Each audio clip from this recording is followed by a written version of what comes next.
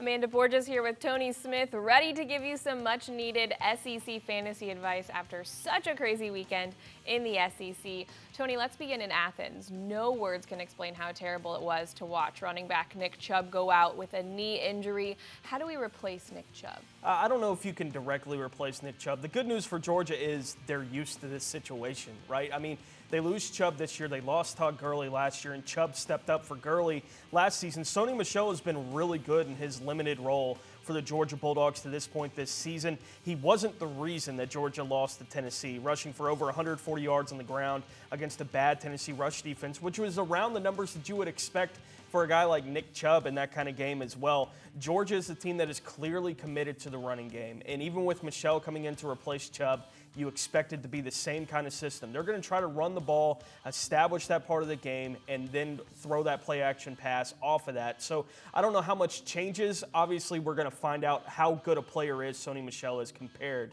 to a guy like Nick Chubb. For the Gators, they're now without their starting quarterback, Will Grier, because of a suspension. So, Tony, should we have faith that Treon Harris can get the job done? Look, he started 6 games last year, and it was pretty clear watching him come out early on in this 2015 season that he looked better than he did at any point last year, more comfortable with what Jim McElwain and that offense was going to be asking him to do. So I think there is still some hope for the Gators as far as salvaging a 2015 season. From a fantasy perspective, what kind of effect does it have on the other guys around him in this offense? Demarcus Robinson was a guy that caught a bunch of passes early in the season, but wasn't for any kind of yardage. He's finally starting to step up, looking like that playmaker that they expected him to be coming into this season. Is that going to stop now? Is Kelvin Taylor going to continue to be as effective as he's been in the last 3 games for the Florida Gators? There are questions about what's going to happen with the effectiveness of this Gators offense with Treon Harris coming in. I'm curious to see how they start getting answered against LSU on Saturday. Speaking of LSU running back Leonard Fournette is quite the force to be reckoned with. How do you think he'll do against the Gators? It's his toughest matchup to this point in 2015 for Leonard Fournette. I've talked about him for the last couple weeks being a matchup-proof guy. This is the type of game where you really find out. This in Alabama. Florida in 4 conference games has given up 442 yards and 3.1 yards per carry on the season in SEC play. They've also given up 7 touchdowns on the ground. They trail only Alabama in rush defense in the conference. So Florida, obviously a really tough test. And LSU, because of the problems that they have at quarterback and in that passing game, wants to establish Leonard Fournette early so that they can do things off of that. Can Florida prevent that? Certainly looks like they're going to have a chance to. Brandon Harris is going to have to make a handful of plays if LSU is going to pull this one out. I still really like Fournette this week and every week, but it's an interesting test for him against the Gators.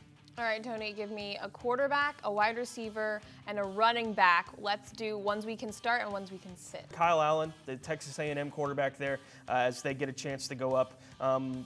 It's Chad Kelly against this Bama defense, threw for 341 yards and 3 touchdowns. That spread offense has given Nick Saban and the Alabama defense problems. That's what Texas A&M has going this weekend. The guy I'm sitting this week is Grayson Lambert from Georgia. And it's really about, I like kind of the top 2 quarterbacks in the SEC this week and nobody else. Like, I'm looking at Dak Prescott and Kyle Allen basically, and Chad Kelly maybe this week. But other than that, I'm not looking to start any of these guys because they're just not consistent enough options. At the running back position, Peyton Barber there at Auburn. I talked about him a little bit with you last week, Amanda.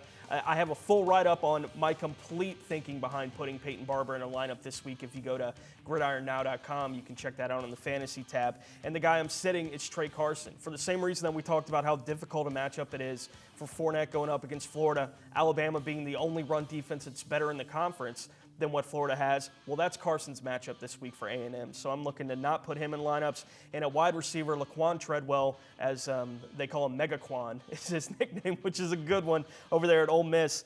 Memphis has given up 443 and 620 yards passing to Bowling Green and Cincinnati this year. I expect a shootout between those 2 teams when Ole Miss goes to Memphis. And Demarcus Robinson, because of the questions that I have about Harris coming in there and how effective he's going to be as a passer. Is he going to continue to show that development that they've had in that offense to this point this year?